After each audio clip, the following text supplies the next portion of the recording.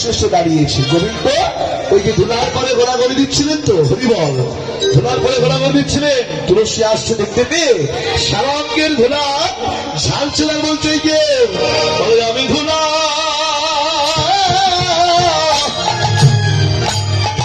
ওরে পাখি আমি ধোলা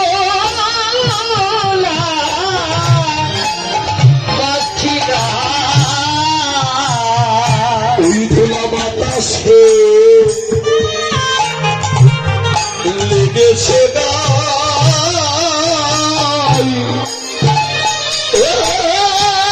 আমি ধুলা পাখি না।